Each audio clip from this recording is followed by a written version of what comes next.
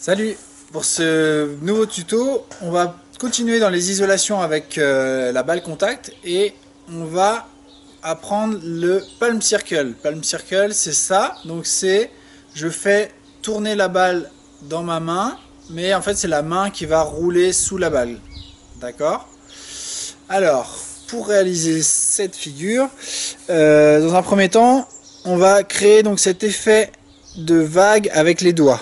D'accord? C'est les doigts qui vont imprimer le mouvement, donc en commençant par l'index, puis le majeur, puis l'annulaire. Et en fait, l'auriculaire et le pouce vont surtout servir à guider en fait la balle pour que une fois qu'elle a quitté le pouce, elle va venir sur l'index, puis le majeur, puis l'annulaire pour donner le mouvement, pour imprimer le mouvement. Et ensuite, une fois qu'on est sur le petit doigt, on va juste guider pour que la balle aille sur l'extérieur de la paume de la main, voilà, l'arrière de la main, puis revienne sur le pouce, d'accord?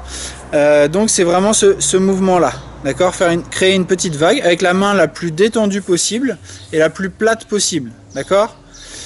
Dans un premier temps, on va essayer de faire tourner la balle sans l'isoler. Juste, voilà, de sentir la balle qui roule dans les doigts et sur la paume, mais sans l'isoler. Et puis petit à petit, on va essayer de la faire aller le plus loin possible. D'aller vraiment jusqu'au bout des doigts et jusque sur l'extérieur de la paume. D'accord?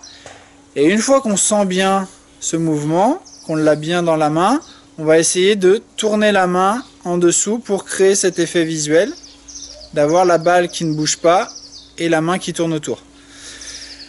Une fois qu'on maîtrise ce mouvement avec les deux mains, on peut imaginer des transferts. Voilà, par exemple, passer dessous, passer au-dessus. Voilà, il y a plein de choses possibles.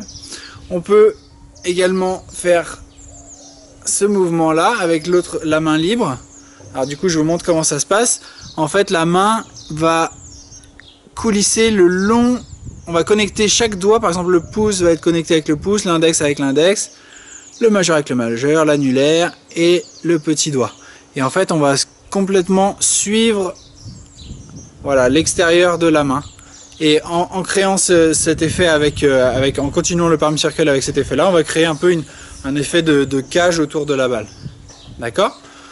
Voilà, après il y a plein de variantes possibles, mais c'est l'idée de base, c'est celle-là. Voilà, et ben je vous retrouve bientôt pour un prochain tuto. Salut!